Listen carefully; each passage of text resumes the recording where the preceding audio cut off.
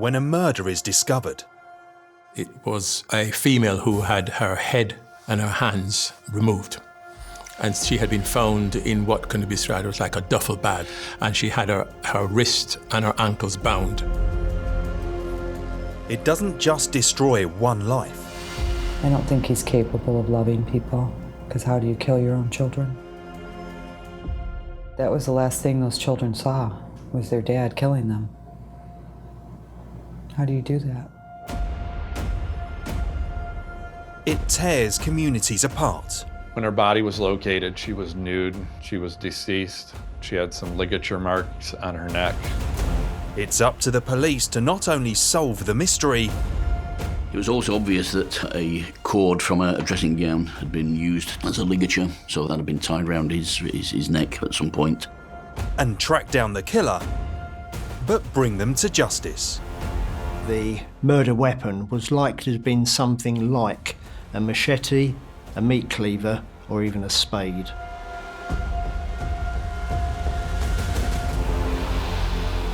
In this episode, in California, a mother, grandmother, and 3 small children are brutally murdered.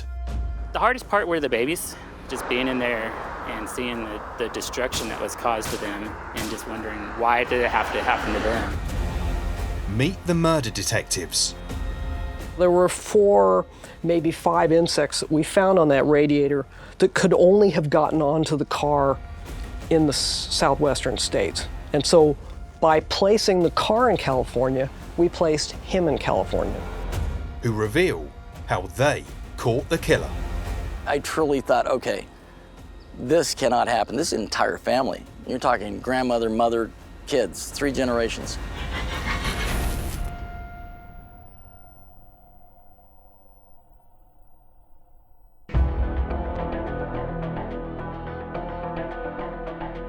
Bakersfield, California. On July the 8th, 2003, local police detective Jeff Watts got to work early. The morning I got the call, I was the duty detective for call-out homicides. I was sitting at my desk. I thought my day was going to be an easy day. It was a Tuesday morning. We had just had a long 4th of July weekend. Jeff could not have been more wrong. I had sat down on my desk and I heard the radio traffic of suspicious activity and unknown circumstances at 901 3rd Street. I remember thinking that something didn't sound right, just the way the call was coming through on the radio. Shortly thereafter, I received a phone call at my desk at the police department that there was a homicide at the location. Bakersfield has its fair share of crime. Gun deaths are not uncommon. Jeff headed to the scene. I was looking at the scene from a standpoint of any number of things, whether it could have been a burglary, whether it could have been a specific, like a drive-by shooting, because I hadn't walked in yet. Initially, when we enter a house, when we know it's a homicide, in this case, fire department had been there, we were told by the original reporting party that there were supposed to be 5 people in the house. And of the 5 people that were in there, 2 were adults and 3 were children. The residents were all from one family. Ernestine Harper, her daughter Joni, and Joni's 3 children, Marcus, 4, Lindsay, 2, and baby Marshall, just 6 weeks old. I truly thought, okay, this cannot happen. This is an entire family. You're talking grandmother, mother, kids, 3 generations. As the police began recording the scene, they found Joni, Marcus, and Lindsay in the main bedroom, all on the bed, dead. Jeff Cecil was the lead crime scene technician that day. Each of the children had single gunshot wounds. Joni, you could see that some aggression was taken out on Joni. So Joni had multiple gunshot wounds, she had multiple stab wounds. Police had been alerted by a close friend who had heard nothing from the family since seeing them at church on July the 6th, 2 days before. From the clothing they were found in, it seemed the family had been murdered after returning home from the service. Ernestine, Joni, they were just completely involved with the church. They were very faithful. They would go to church starting in the morning on Sunday. They'd break for lunch, and they'd be there for the rest of the evening after lunch. Their routine was morning church, morning service. They'd go to lunch. That particular day where they were murdered, they went to Black Angus.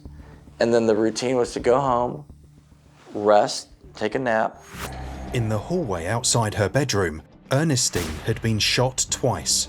A gun by her side indicated she had heard the killer and tried to intervene with her own weapon. She had, unfortunately, some old ammunition in this handgun. She's squeezing that trigger. She's trying to work that gun. Doesn't go off. The bullets are bad. And they were corroded, but you know, she did try to save her family. This crime scene would have been so traumatic for the police officers who were first on scene. It was basically carnage. The scene that greeted those police officers would have been horrific. I was only 3 years into the job. I had never worked a mass murder, as in this case. So it was one of those feelings where this is something big, and this needs to be solved. The hardest part were the babies. So you have very young kids in that house, innocent kids that were, just taking a nap. And I think the hardest part was just being in there and seeing the destruction that was caused to them. I have kids this age, and so some of the hardest part is just to look at these kids and in their stillness and just wondering, why somebody would do this. As they searched the house, it became clear not all the family were accounted for. Baby Marshall appeared to be missing. Once we found out Marshall was missing, we put a halt on the video. Everybody on deck start looking for this baby. Do we have a baby? Has it been kidnapped? So I went in, documented the scene so that we could start looking for the baby. My main area of concern was going to be that bedroom with the main bodies. Another lab technician handled everything near Ernestine in the hallway, and then a third lab technician was documenting the exterior of the residence. There's a possibility there's fingerprints. We need to look for trace evidence. So if the person's walking around, they might have dropped some hairs or fibers. And then DNA, the invisible stuff. But the only prints and DNA they found belonged to the family. I started putting yellow evidence numbers to mark each physical item of evidence. So in my crime scene photos, you'll start to see yellow numbers. So there was clothing evidence that was on the floor. That belongs to the kids, but that's still evidence to us that could have some potential value. At first glance, it looked like the killer was interrupted while trying to rob the house. See a computer that was removed from the bedroom and placed into the laundry room, like it was set up that somebody was going to take it out the garage and steal it. You can see things that are knocked over, things that are high value items. Back in 2003, a big screen TV was a high value item. I mean, maybe $5,000 or $6,000 for a TV back then. But something doesn't add up. Somebody is breaking into this house. Why wasn't the TV taken? There's money on a nightstand in the bedroom where Joni and the kids were killed. Large amount of money. Why wasn't it taken? And it became clear, hey, this scene looks like it's a staged scene. Somebody is wanting the police to think that this was potentially a burglary gone bad. And it was pretty clear to me that this was somebody that was intent on killing a family versus committing a burglary and being caught in the act, just by, the very nature of what was seen. As well as the baby, there was one other family member missing. Joni's estranged husband, Vincent Brothers. When we found out that Vincent was the husband, my concern initially went to, well, where's he at? Is he alive? Is he outstanding? Is he safe? It turns out Vincent was in Ohio, 2,500 miles away. We were told, no, he's in Columbus. Well, let's make sure he's safe. Somebody's going to take the time to walk into a house and kill his family. They may be after him as well. By now, the media had got wind of the case and were out in force. As news spread, it sent shockwaves through the community. I don't think there was panic. I don't remember that being part of it. I mean, I think people were interested in, having the person brought to justice, but it wasn't a fever. I don't remember it as being a fever pitch like that. It was more of a fever pitch, at least from where I was coming from, of sadness for this family and just disbelief that something like this could happen. The team had been at the house for 15 hours when Jeff Cecil made a heart-rending discovery. I think there was only 3 of us in the residence, so after the photographs were taken, one of the detectives moved a pillow that was on the bed. There was the baby, so the baby had actually been covered by a pillow. He had a single gunshot wound.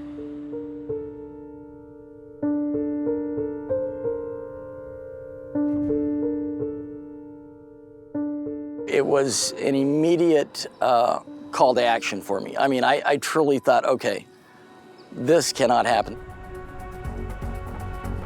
There was somebody out there that had committed 5 murders and was, at the time, scot-free.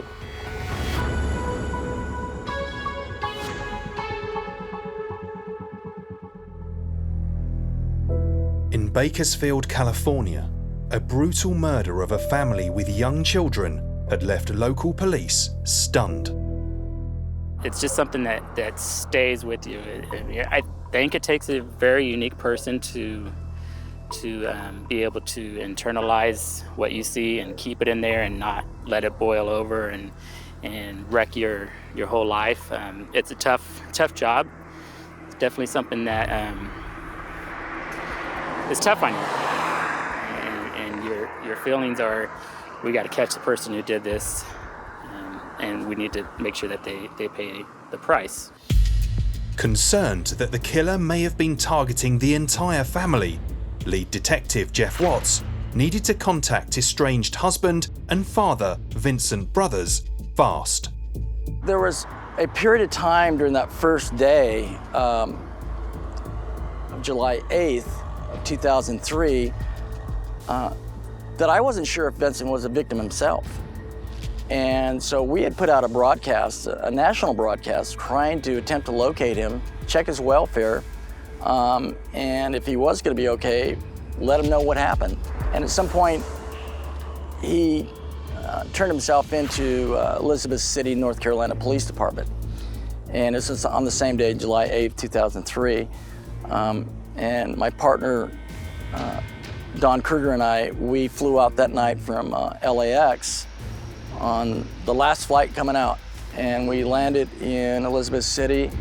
And the first time I laid eyes on Vincent was in the city council chambers there. He wasn't under arrest, but he wanted to know what happened. Vincent had driven from Ohio to Elizabeth to visit his mother. Now he had arrived at the local police station to discover why they wanted to talk to him. Vincent's reaction to learning the death of his family, because I told him, I explained to him what happened, was that he started screaming for his mother multiple times. And when I tried to get his attention and talk to him, he charged at me. Not ran, but charged toward me in a very aggressive manner. And I remember thinking, I don't know what is going through this man's mind. And so I told him multiple times, hey, look, we are trying to figure out what's going on with your family. Will you talk to us? Never gave us a statement. Didn't want to talk to us at that point. And so that was my first encounter with Vincent Brothers. And then he spoke with I believe it was his sister, and they decided he needed a lawyer. He wasn't under arrest. We were, at that point, fact gathering. That was it. No interrogation. Interview. I wanted information. I wanted to help him help with his family's murders. And that's what we got. Vincent Brothers was the vice principal of Emerson Junior High School. Local reporter Herb Benham's daughter attended Emerson when Vincent Brothers worked there. He was such a powerful force at that school. Vincent would stand there in the morning, first thing at 7:30 or 7:20, right in front of the entrance, and those kids would come in and they would stream in there by the hundreds. And he would look them in the eye just like this, and he'd put out his hand and he'd shake them, and he would make them shake his hand and make sure, and you look me in the eye while you are shaking my hand. And he would do that every single morning that I showed up there. He was there doing that. That's the vibe he gave those kids, and I think they respected him for that. They know who Vincent Brothers was. But Jeff Watts had doubts. Unsettled by Vincent's strange behaviour, he reached out to FBI profiler Mark Safaric and asked him to build a portrait of the killer by working the crime scene from the ground up.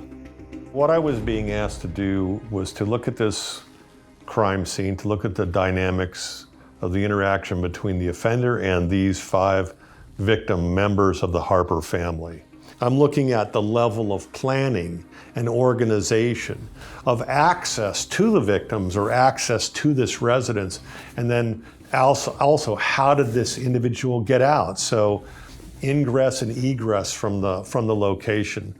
What happened to the bodies after the murder? What is going on in the crime scene? Safaric began his profile by stepping into the shoes of the killer that day. It was a Sunday afternoon, middle of the afternoon. It was a sunny day, and people are out and about. So this is not a typical work day. So people are out walking around, they're walking their dogs. It's a house that sits on a corner of a very busy street. The residential street isn't that busy, but the main street is. So again, this presents a rather high risk for the offender to offend at that location, especially when you're using a firearm. Jeff Watts and his team had reported that the house had seemed very secure. The house was well fortified. Wrought iron on the doors, wrought iron on the windows. Inside the houses were security bars under the doors so you could not force them open. Ernestine kept dowels laid in the track of the window or the sliding glass door so that even if you could unlock the door, even if you could get through the burglar bars, prying that door open, you still wouldn't be able to open up the door because there's a dowel there. And the offender knew this. He let himself in, removed the dowel that was blocking the slider from being open, went outside, closed it, waited for them to come home and take a nap like they always did, came back in, and that's how he entered and how he exited. So there's no forced entry to this residence, which means that the offender had to provide access for himself at an earlier time. This suggested the killer had prior knowledge of the home security, but once inside, he also seemed to know his way around. Ernestine was coming for him with a gun, but he got to her first. Now, here's this interesting dynamic in this house. There's like the sliding glass door here, which would not be the location one would think to get access to Ernestine over here. The logical path, if you didn't know this house layout, would be to go this way across the family room, through the kitchen, into the formal dining room, through the formal living room, and finally into the hallway where he would have encountered Ernestine. But that's not the way he went. He went the shortest route, which is here. We know he came through this way because he fired several gunshots, one striking the wall, and the direction of that shot could only have come from having come down this hallway. So This was a way that someone would come if you knew the layout of this house. Jeff Watts had already discounted a burglary gone wrong as the reason for the shooting. That meant that the intruder may have come to the house intending to kill. Ernestine had been active in being critically vocal about the local gangs in the area. So when you sort of place yourself in an elevated position of risk by being outwardly critical of the gangs, you can make yourself a target potentially for those gangs. So is her death and the death of the others related to this risk? But the killer's attention seemed to have focused on Joni and the children, not Ernestine. She was the only of the 5 victims that's not only shot, but she stabbed too. That spoke to me a little bit as well. I mean, why are you going to shoot somebody in the head twice and then want to stab them?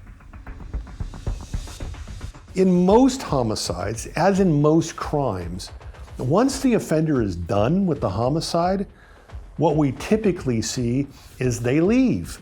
But we know that the offender covered up both Marcus and covered up Joni. Not only that, then the offender also covered Marshall. Why are you depersonalizing these victims? Why is it uncomfortable for you to see what you've done to these victims?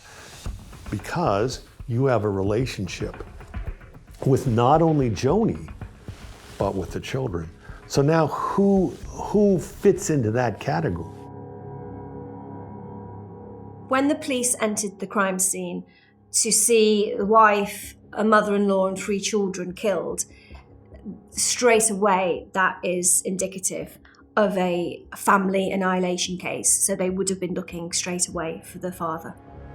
As Jeff Watts dug deeper into Vincent Brothers' background, he began to uncover a disturbing and tangled picture. This case took 9 months for me to put together, and it wasn't for lack of, not having things to do. During that 9-month period, I put together a report on just Vincent Brothers' girlfriends, ex-girlfriends, lovers, ex-wives, an entire binder. I mean, a 3-inch binder. That's unbelievable.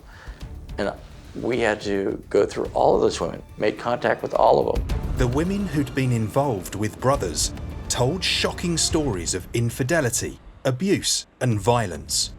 A teaching colleague reported a sinister episode of stalking. Small wonder, Vincent's relationship with Joni was rocky.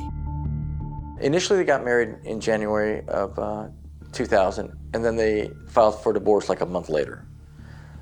And then they remarried in Las Vegas in January of 2003, if I remember right. The marriage was not good.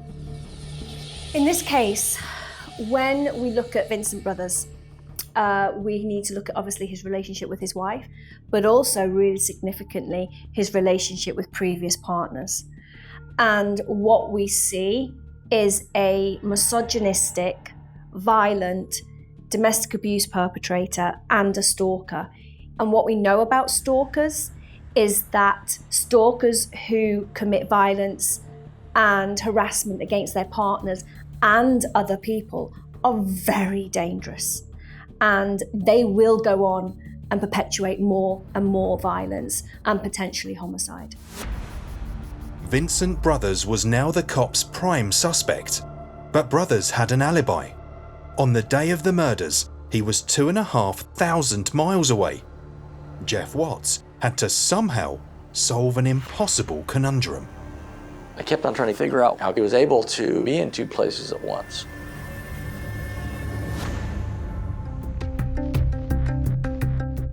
In Bakersfield, California, Detective Jeff Watts had hit a brick wall.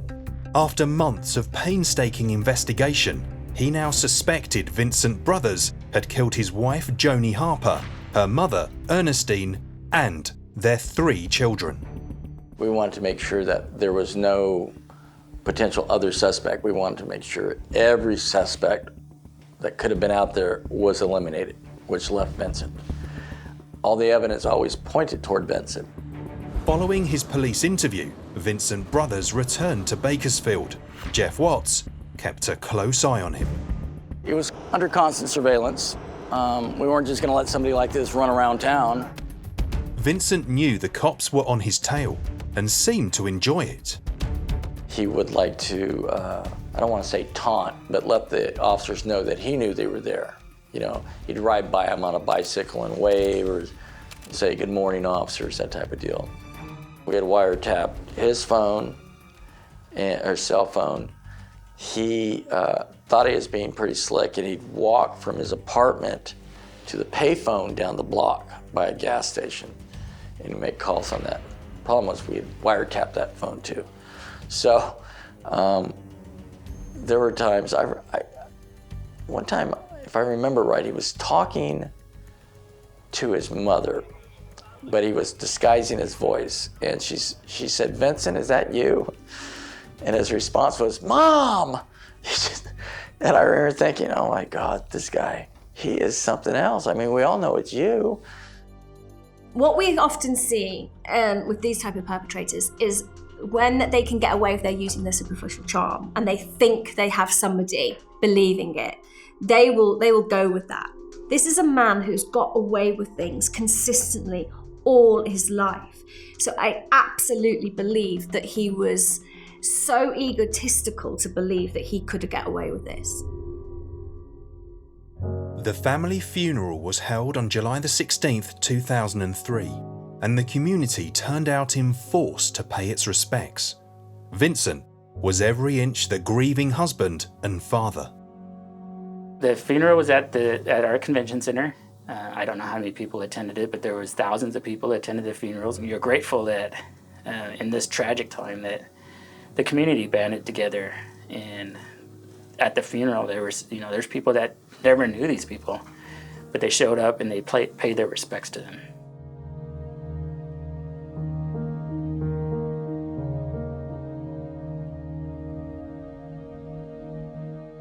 While the people of Bakersfield grieved, Jeff Watts continued digging. He decided to probe deeper into Vincent's alibi. One of the potential alibis was Vincent's credit card and signature being used on July 6, 2003 at A.J. Wright, which is a store, and Walmart. Then Jeff had a brainwave. He checked out the store's CCTV to see if he could spot the transactions taking place, and he found something unexpected. The man using the credit card in the video is Vincent's brother, Melvin. Melvin Brothers had actually forged Vincent's signature and bought certain items at Vincent's request at certain locations, and then used Vincent's credit card. And that was all at the request of Vincent Brothers. It was the first major break in the investigation. It began to look like Vincent had duped his brother. Vincent's defense was, I was always in Columbus. I was using credit cards. I never left my brother's house that whole weekend. You can ask my brother and his family. They heard me. Well, it turns out they said they heard him, and then those statements later became, well, maybe I didn't hear anything. The fact that Vincent was not in Columbus on the day of the murders didn't by itself make him the murderer. Jeff Watts now had to prove that Vincent was in Bakersfield. One of the items of evidence was the rental car that he had rented once he arrived in Columbus, Ohio. He rented it from Dollar Rental. It was a Neon, a Dodge Neon. It was blue. I remember thinking, we really need to go outside of the box. I mean, this man is just literally littered with alibis. And we knew we had something solid in the mileage of that car. We knew that the car could play a big factor. And we got to thinking, what evidence could show that he was in California? While in Vincent's possession, the car had clocked up an incredible 5,000 miles, enough mileage for a round trip. We sent officers, detectives, to every convenience store, gas station, anything on I-40 from Bakersfield to Columbus to seize videotape. And we seized it.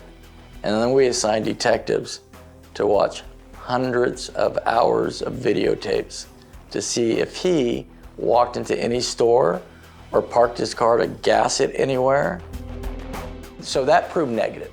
But it also allowed the thinking of, okay, what happens if he picked up a hitchhiker, a insect, a bug while he's driving? Anybody who has an older car is gonna know when they look at the radiator, look at all that dead bugs all over it, right? So I requested the FBI remove that radiator from that rental car. They removed it, they packaged it up. Though he didn't know it, Jeff Watts was about to write a new chapter in criminal forensics. We got a hold of Dr. Lynn Kimsey. Now, Dr. Kimsey is an entomologist with the University of California, Davis. Called her up. If you look at the insects on this radiator, can you tell me where the vehicle has been? We thought, anything for a weird life. Never done it before, no one ever has. Maybe it'll work, maybe not. We went over the radiator pretty thoroughly, picking off everything and putting on clean white paper so you could see it, and then trying to figure out what it was. I'm the queen of bug splats right now, you know that, because of this case. The painstaking work took Kimsey's team more than 5 hours. She was able to, based on charting for us, show us where every one of those specific insects was confined to a certain area, a certain region. There were 4, maybe 5 insects that we found on that radiator that could only have gotten onto the car in the southwestern states. Nowhere in the Midwest, nowhere east of the Rockies. It had to be in the Southwest. So once we had that, and she was able to collect specimens, and she's an expert. The woman is an expert in her field. She was able to actually show us specimens of the actual bug. We found a paper wasp, or I should say fragments of a paper wasp, and it was another species of insect found only in the southwestern states. There was a true bug in the family Pismidae, and it was one of the things that's only found in sort of the northwestern Arizona, California, New Mexico. Very, very regionalized, but a slightly more southern distribution, because it has a very specific food plant, so it doesn't go very far. Then we found the grasshopper, which had very specific distributions kind of in the Four Corners area of Arizona, New Mexico, and so on. There was an additional bug, which is a Lygeid, that we found. It was harder to get specific information on that one, but it did put the car into California, but nothing we found actually put the car into Bakersfield. But we could put it into California. I don't know the difference between a true bug and a regular bug, or a paper wasp and a red-shank grasshopper, but she did. And all 3 of those things that I just mentioned were on that radiator. And all 3 of those things were indigenous just to the west of the Rockies. Professor Kimsey could draw only one conclusion. If it's on your radiator, it means you had to encounter it in that place, which meant that even though the testimony was that he had never left Ohio in this rental car, he clearly, and since he was only the 4th person to, as I understand it, the 4th person to actually have rented that car, it was brand new. They could account for all of the other drivers, short distances in Ohio, and so by placing the car in California, we placed him in California. Vincent Brothers was last seen in Columbus on Friday, July the 4th, and next seen late on Monday, the 7th. Could he have made such a massive journey in the time? What we found on the radiator implied that the car had been driven primarily at night, because we found none of the common things that fly during summer months, painted lady butterflies, sulfur butterflies. None of that was on the car, and yet If you've driven around California at all during the summer and other parts of the country, those butterflies are everywhere, and you hit them, right? But we didn't find any, which suggested that he was doing a lot of night driving. By driving night and day and taking only a few short breaks, Vincent Brothers could have made his rendezvous with murder and still returned to Columbus in the time available. Detective Jeff Watts had enough to make his move.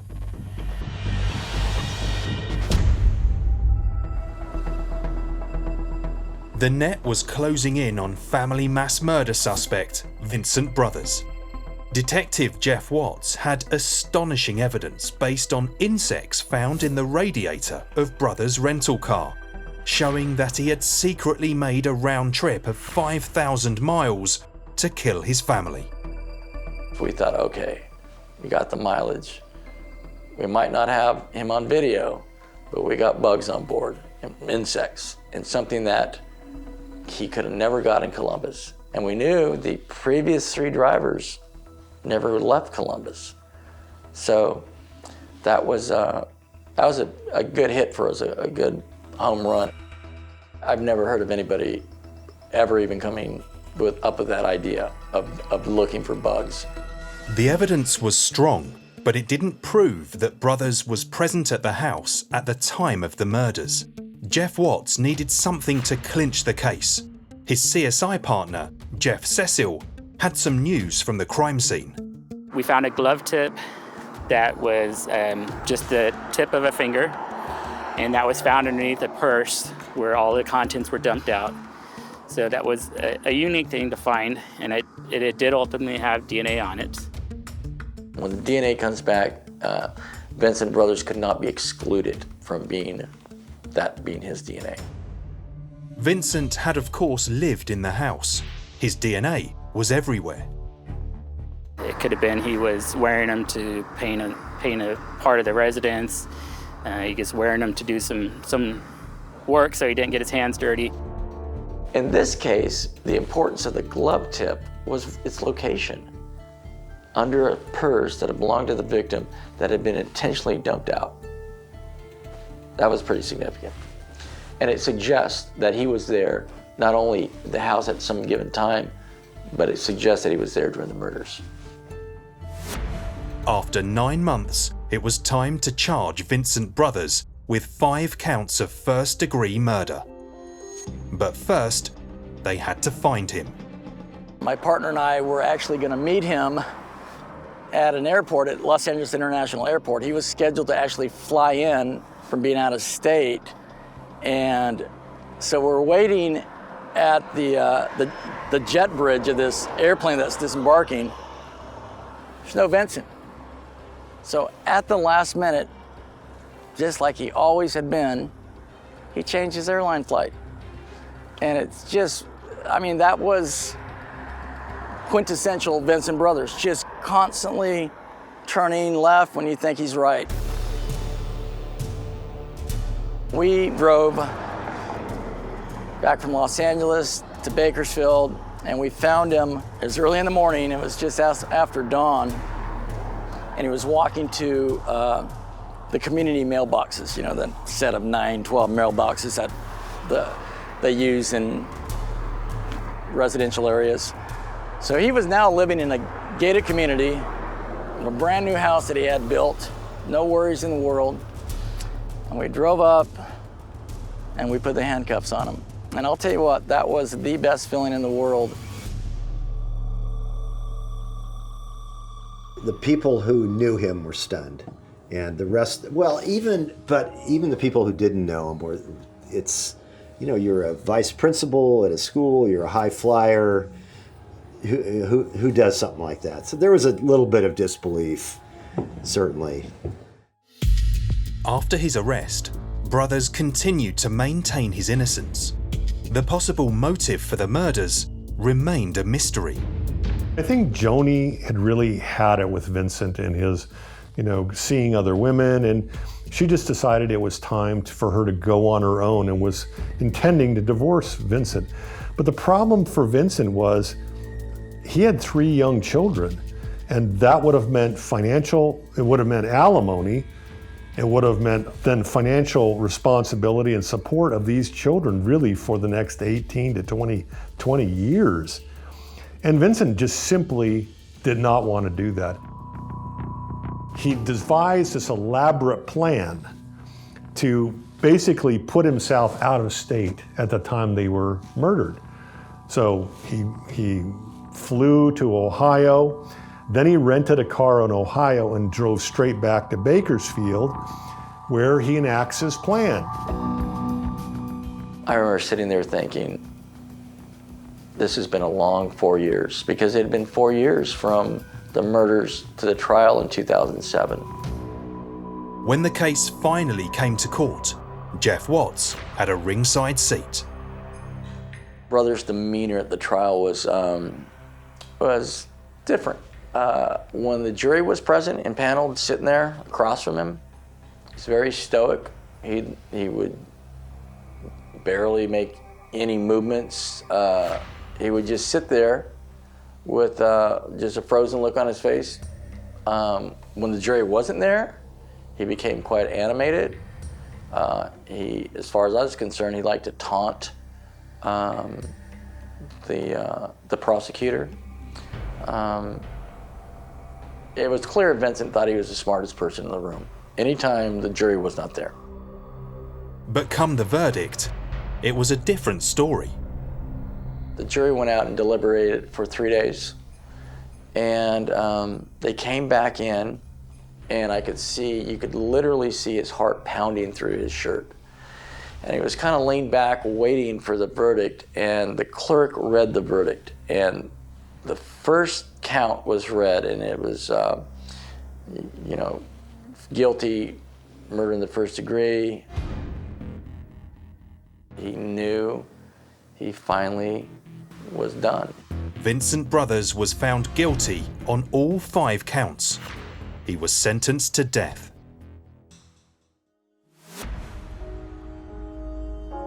The investigation was one that would stay with all those involved long after it had concluded.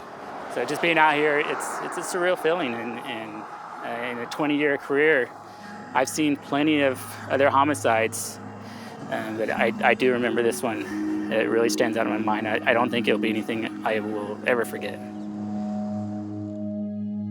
This particular case was something completely novel for me, and I don't think anyone else has any experience with this kind of thing either. With this case, it was just,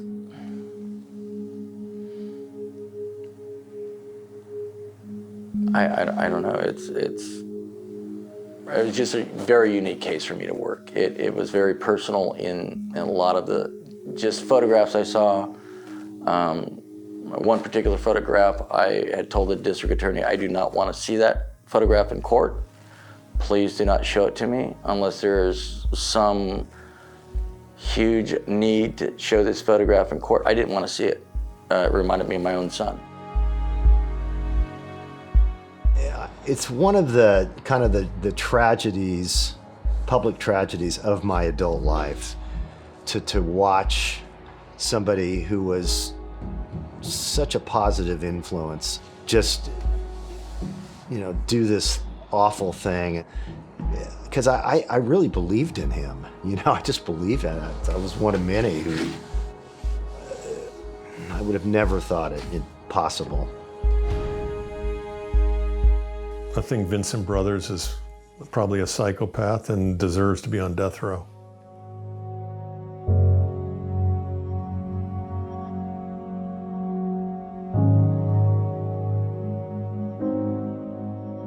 But in the end, is justice really served for these kids? Wouldn't it have been better if they could have lived their lives and if Joni and Ernestine could have finished out their lives? Of course.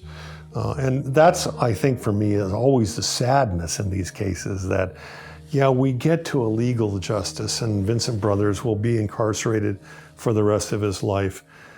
But what about the victims? Their lives are over, and I think that is always the sad piece.